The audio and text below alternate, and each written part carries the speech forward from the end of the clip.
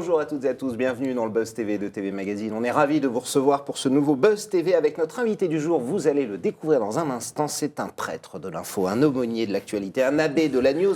Vous l'aurez compris, il officie à la grand-messe catholique, celle du 20h de TF1, le JT le plus regardé de France. D'abord grand reporter, il a été correspondant à Londres, à Washington, toujours pour TF1.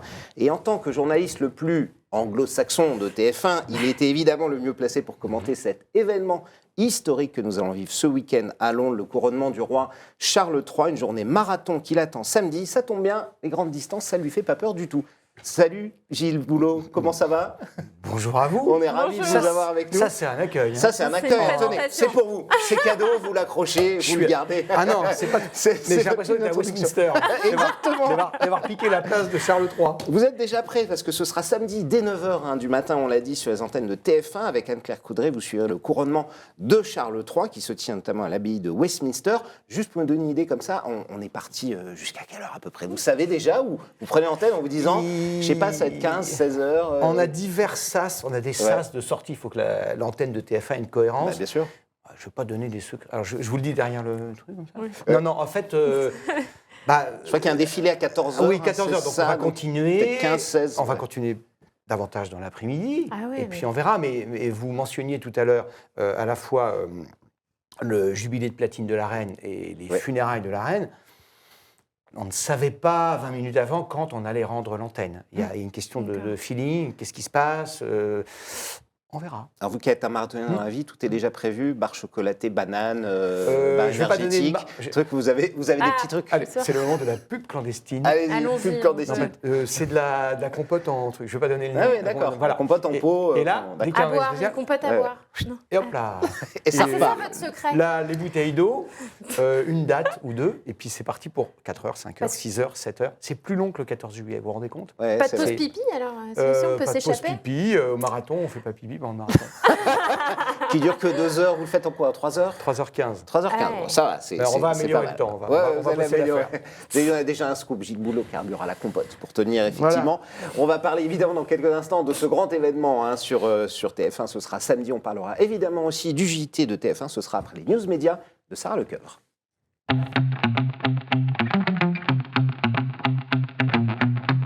Ça va Sarah? Ça va, en pleine forme. Eh bien génial, on démarre tous ces infomédias avec Julien Doré qui décroche un rôle dans une série qui sera sur TF1 d'ailleurs. Oui, l'intéressé en a fait l'annonce hier sur ses réseaux sociaux. Le chanteur et compositeur tourne en ce moment même Panda, une comédie policière qui comptera 6 épisodes de 52 minutes et sera centrée autour de lui, un ancien flic vegan, très pacifiste et réfractaire aux nouvelles technologies. Ouais. Il tiendra l'affiche avec une ancienne de 10%, Ophélia Kolb.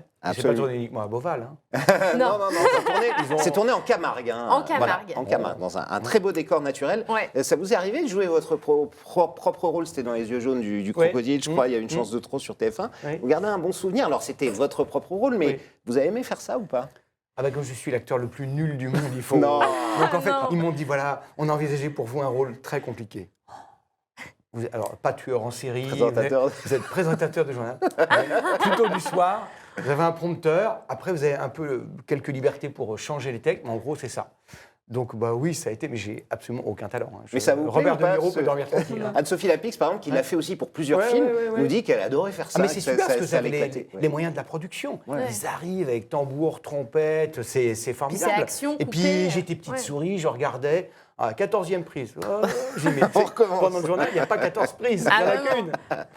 On continue ces infos, Sarah, avec un ancien candidat de LOL qui ressort l'émission d'Amazon, qui a été très agacé par la sortie de Blanche Gardin. Ouais, alors pour ceux qui ont raté les épisodes précédents, je vous fais un rapide récap. Hein. L'humoriste a suscité un tollé il y a quelques jours lorsqu'elle a déclaré qu'elle avait refusé l'émission d'Amazon contre la somme de 200 000 €. Alors dans les colonnes de Paris Match cette semaine, un ancien participant sous couvert d'anonymat s'agace, c'est dégueulasse, dit-il, elle nous fait passer pour des salauds, d'autant que ce ne sont pas les sommes annoncées. Voilà ce que dénonce cet acteur et réalisateur qui a travaillé avec Blanche Gardin par le passé. Ahmed Silla, qui a participé à la saison 2 de LOL qui ressort, avait déjà démenti les sommes d'argent avancées par l'humoriste. Vous avez suivi un peu, j'imagine, cette polémique, Gilles. Ça vous choque qu'on puisse gagner 200 000 € pour une journée de tournage, pour une émission sur une plateforme de streaming? Rien ne me choque. Non, ce qui me frappe, vous parliez de la fibre anglo-saxonne, c'est que dès qu'on parle d'argent en France, il y a une sorte de pudeur bien placée, mal placée, je ne juge pas, mais on a dû, y compris dans nos reportages, quand des gens disent, voilà, j'ai un problème de pouvoir d'achat, ou je suis content, j'ai bien gagné ma vie, ou cette année c'est difficile. Mais, oui, dans quelle mesure est-ce difficile? Est-ce qu'on peut objectiver les choses? Et là, non. Aux États-Unis, c'est génial, mon patron m'a donné $243 d'augmentation. Bien sûr. Voilà, donc c'est... Voilà, deux mentalités différentes. Donc Blanche Gardin, je pense qu'elle est peut-être à cheval entre les deux mondes, et elle dit, ben voilà, ma journée de travail vaut ça. Ça me rappelle Naomi Campbell, vous vous souvenez, au sommet de la notoriété des mannequins il y a 25-30 ans. Ouais. Et un agent l'appelle, écoutez, il y a un tournage magnifique en première classe à Paris ou à Rome pour $150 000. Elle dit, je ne sors pas de mon lit pour moins de 350 000 par jour. Oui, c'est ça, exactement. C'était sa déclaration. Très anglo-saxon, voilà. Mais ça vous arrivait, vous aussi, Gilles, avec votre salaire, notamment, des gens jalouses, il y a eu plein de rumeurs autour du salaire du présentateur de TF1. C'est toujours compliqué, j'imagine, dans ces cas-là, parce que vous n'êtes plus aux États-Unis, vous n'êtes plus à Londres, vous n'êtes plus dans un pays anglo-saxon. Oui, enfin, c'est pas compliqué, parce que moi, je n'ai pas de pudeur avec l'argent que je gagne, avec les impôts que je paye. Ouais. Et avec le travail que j'effectue. Donc, on me demande, mais alors combien tu gagnes, etc. Dis, combien alors, en fait? Je ne sais pas, je réponds souvent, vous voyez, vous aimez le foot? Bon, je gagne plutôt moins qu'un gardien de but de Ligue 2. D'accord. C'est formidable. Ouais. Vive la Ligue 2, vive les gardiens de Ligue 2, et voilà. Et puis voilà. Mais après... si vous m'offrez le salaire de Mbappé, bon... oui, son 13e tout mois, le monde le prend. Son 13e mois suffirait. Ça suffira. La prime du 13e mois. On est d'accord. On termine ces infos, Sarah. Le chiffre du jour, c'est le 11. Oui, c'est le nombre de familles qui ont décidé de porter plainte contre TF1 et M6 pour travail dissimulé. Elles ont participé à Famille nombreuse, la vie en XXL et le château de mes rêves. Et selon nos confrères du Parisien, elles voudraient saisir les prud'hommes afin d'obtenir une requalification de leur contrat en contrat de travail. Et ces familles espèrent obtenir environ 1 500 € par jour et par candidat. Donc au total, la facture pourrait s'élever entre 2 et 3 millions d'euros d'indemnité. Il y avait déjà eu ça il y a longtemps avec des émissions de télé-réalité, effectivement, qui avaient été requalifiées et on pensait que c'était fini. Visiblement pas. Je ne vais pas vous demander évidemment de réagir à cette info parce que c'est en cours de justice, mais est-ce que ce genre d'émissions, parfois, vous avez des petits plaisirs coupables à regarder des émissions de télé-réalité, des trucs un peu plus light comme ça? Est-ce que vous regardez quelque chose que vous pouvez nous avouer aujourd'hui, Gilles? Je regarde des choses inavouables à la télé. Allez-y. Mais pas trop ça. Non, pas trop télé-réalité. Pas trop télé-réalité. Et c'est quoi les choses inavouables que vous regardez? Non, je peux regarder pour la 14e fois La Folie des Grandeurs. Je l'ai fait il y a 3 semaines. Ouais. C'est pas inavouable. Non, ça va. Non, ça c'est un classique. Mon Seigneur, il est l'heure. C'est un classique. Voilà. Ouais, absolument. Voilà. C'est pas inavouable. Si vous me dites je rate jamais le télé-shopping, c'est plus inavouable. Non, voilà, c'est bien ou imprévu. Non. Mais d'abord, je regarde un peu moins la télé qu'avant parce que je suis pas le bon client. Je rentre tard le soir chez moi, etc. Mais j'aime bien la télé. Puis ça m'a forgé, ça m'a formé. Je dis souvent que c'était mon université. Ça m'a ouvert au monde. La télé, je l'ai eu tard. Et quand je l'ai eu, j'ai tout pris de la télé. Tout. Et tout était bon. J'ai adoré Roger Lanzac, La piste aux étoiles, j'ai adoré Apostrophe, j'ai adoré les journaux télévisés, j'ai adoré Jiquel, j'ai tout pris. J'étais hypnotisé par la télé. Et au-delà de tout ça, évidemment, de l'info, j'imagine, des documentaires que vous consommez, vous êtes comme tout le monde maintenant avec les plateformes de streaming, vous regardez des séries, des films un peu comme ça à la demande quand vous pouvez. Vous êtes accro à ça ou pas trop? On se dit la vérité ou pas? Oui, allez-y. Bon, en fait, les séries, je suis entouré de gens qui me disent tu as vu telle série géniale, tu as vu Succession, tu as vu machin. Et j'ai presque honte. Bon, j'ai pas beaucoup de temps et je rêverais d'en voir plus. Enfin, Succession, paraît-il. Ouais, Succession, vous pouvez y aller. Et puis, je suis sûre que ça vous plaît. Mais il paraît que c'est génial en termes de jeu, de créativité. Et puis c'est le milieu des médias. Et puis c'est l'Empire Murdoch. C'est l'Empire Murdoch. Faut pas se le cacher. Donc j'adorerais et peu. Donc je le fais, je regarde Netflix, je regarde la Amazon, série, Disney, voilà. etc. Non, j'ai pas tout ça. Vous n'avez pas tout ça. Mais j'ai pas tout ça. Mais la vie est trop courte pour regarder tout. Il y a beaucoup de choses. Beaucoup trop. C'est un job à plein temps, non? Ouais, quasi. Faites quoi dans la vie? On a des journalistes spécialisés dans les séries qui ne font que ça, vous voyez, et qui les regardent pour vous et qui vous disent lesquelles regarder. Mais c'est l'âge d'or, c'est l'âge d'or des séries télé. L'argent, les talents, ça va durer ce que ça durera, mais l'argent, les talents, les comédiens, les réalisateurs, ils sont tous en série. Il y a des choses formidables. Donc j'en regarde, sous l'influence de quelques membres de ma famille. Vous craquez de temps en temps. Sarah, fini pour aujourd'hui? Les news médias, c'est terminé, ouais. D'autres news, évidemment, dès demain, tout de suite, passe à la grande interview. C'est l'entretien avec Gilles Boulot.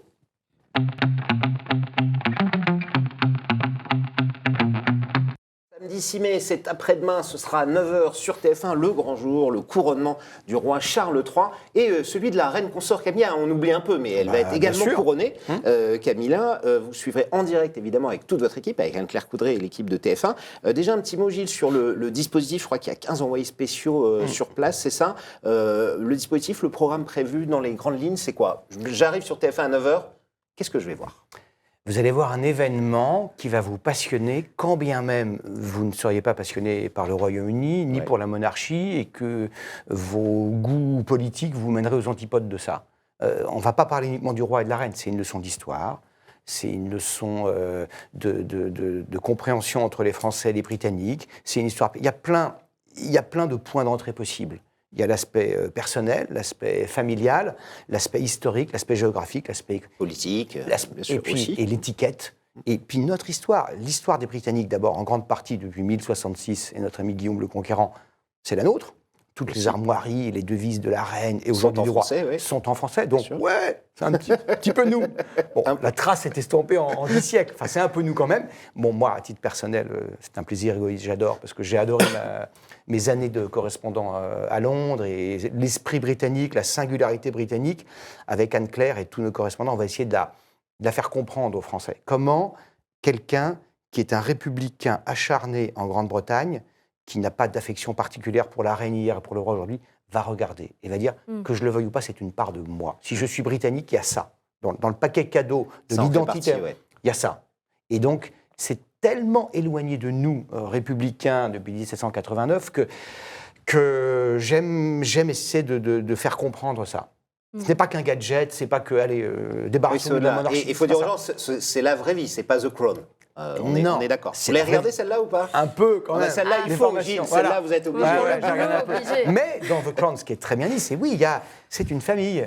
Parfois, c'est formidable, et parfois, c'est les Borgia. Il se passe des choses. Il y a des bickering, comme on dit en anglais. C'est certain. Et alors, à quoi faut-il s'attendre? Quelles seront les images fortes de la journée? Parce que c'est vrai que pour la plupart des gens, c'est le premier couronnement qu'on vit. On connaît les mariages, les enterrements, mais couronnement, jamais. Vous et moi, dans 70 ans, on sera là. Oui. Pour le prochain, parce que ça il a fallu attendre 70 ans entre juin 1952 et 53. Logiquement un peu plus tôt le prochain couronnement. Oui, parce que le roi a 74 ans et que la reine en 53 avait 25 ans.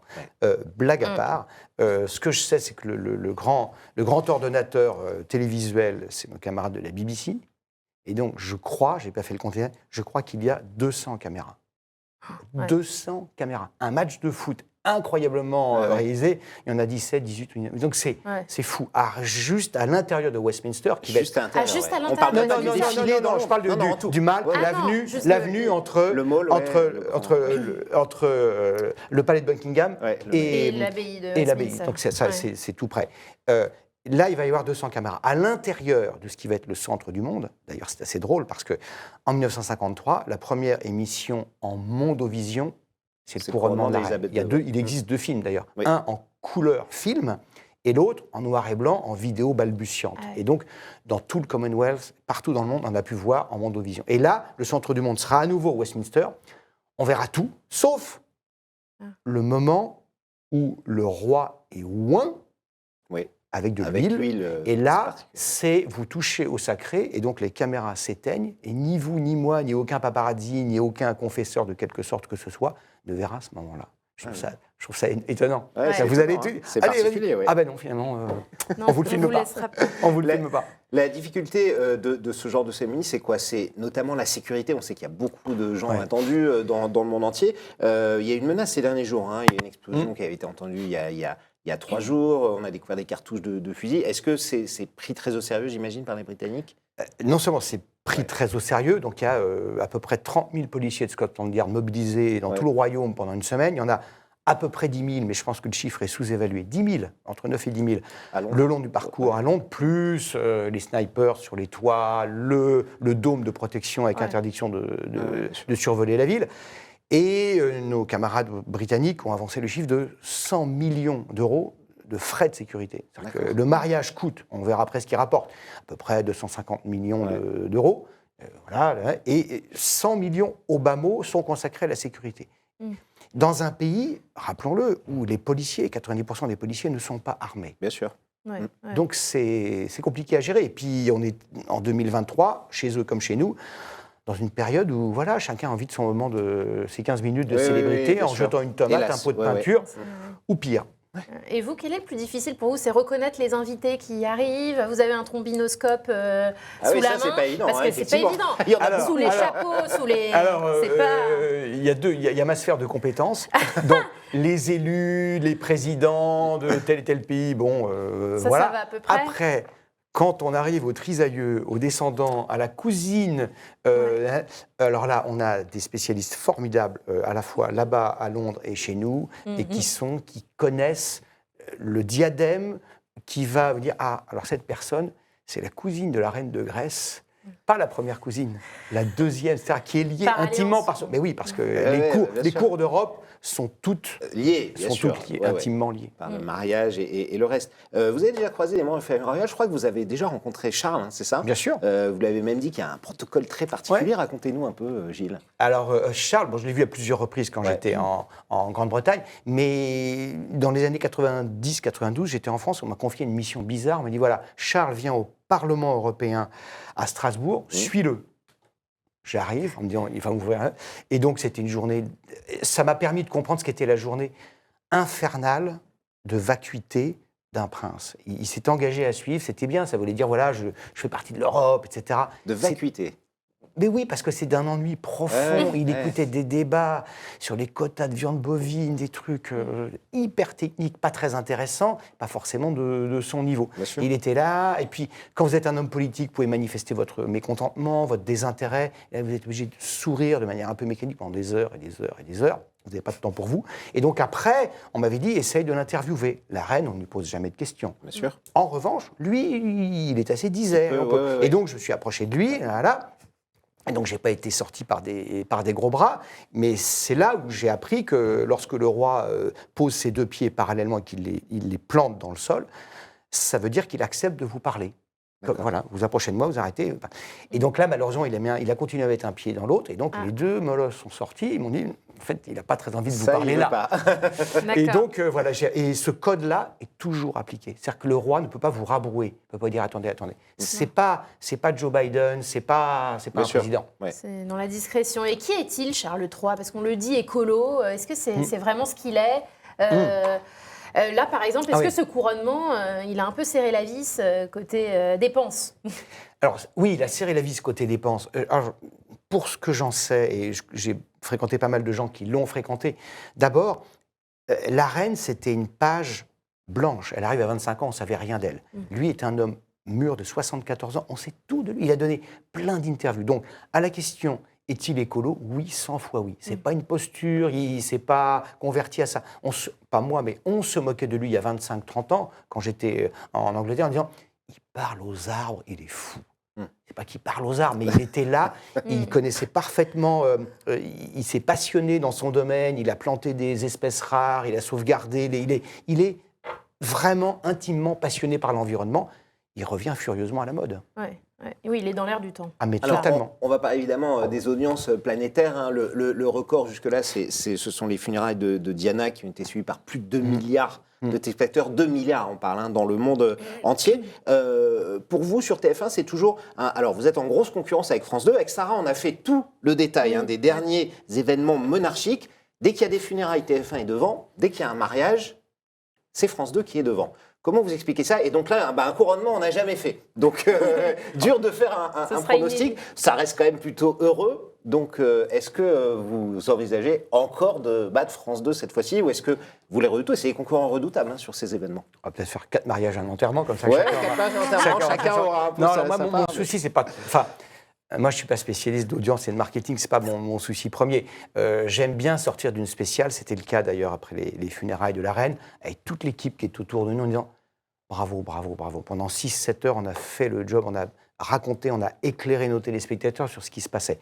Après, je ne me dis pas, l'audience ne m'importe pas, c'est pas ce que je dis, mais on n'a pas forcément la même audience d'ailleurs avec nos camarades et amis de la 2. On a une audience qui est plutôt plus jeune, plus généraliste, voilà. Absolument, et donc, on fait le détail. Là, on parle de l'ensemble, de ce que ça donne. Et l'ensemble advienne que pourra, mais nous, ce qui nous importe, c'est de faire en sorte que ce soit le mieux fait, le mieux raconté, le mieux produit possible. Et on a des talents, on a des gens d'un immense talent dans la rédaction, dans la direction artistique à TF1, ici, à Londres. Et voilà, venez nous voir, ça va être formidable. Mais vous avez raison, c'est un challenge. Le 14 juillet aussi, c'en est un. Et le journal du soir aussi. Voilà, donc chacun sa route, chacun son chemin. Et il faut dire que France 2 aussi a une arme fatale, c'est Stéphane Bern. Est-ce qu'il vous manque pas un Stéphane Bern autour de vous sur TF1 ? Ah non, mais j'aime beaucoup. Alors c'est vrai que Stéphane est reconnu unanimement comme un grand spécialiste de la monarchie. Ouais, mais voilà. Ça titille pas d'avoir... Ah non, mais Vincent Mélenc, de point de vue qui est avec nous, c'est le pic de la mirandole des monarchies. C'est-à-dire qu'il connaît tout le monde. Et il gagne également à être connu. C'est quelqu'un de délicieux. Isabelle Rivière qui a écrit sur la reine, qui connaît intimement. Isabelle Rivière, elle est formidable. Voilà. Et on a des spécialistes qui sont très bien et à qui nous réservons la meilleure place dans notre spécial. Donc Stéphane Bern ne vous fait pas peur? À lui tout seul? Non. Vous n'allez pas vous lever le matin à 6h, à 5h30 du matin pour faire une spéciale en disant j'ai peur. Allez, il faut y aller, c'est formidable, c'est intéressant. Et avec Anne-Claire, on n'est pas du tout dans cet esprit-là. Et vous savez combien de millions de téléspectateurs on attend dans le monde entier pour cet événement? C'est plusieurs centaines de millions. Oui, mais mon petit doigt me dit que vous parliez tout à l'heure de Diana. Oui. Alors là, on est au-delà des fanats de la monarchie. Oui. C'est incroyable que cette femme de moins de 40 ans meure dans un accident à Paris. Tout le drame de cette famille s'est déroulé. Il y avait toutes ces possibilités de comprendre ce qui s'était passé. Voilà. Possible, Là, malgré tout, on est plus dans les clous. C'est prévu. La reine est morte, vive le roi. Mais vous aviez raison. Que se passe-t-il? Est-ce qu'effectivement, il y aura moins de monde, moins d'invités? Que va-t-il faire? Est-ce qu'il y aura 2 milliards? Je ne sais pas.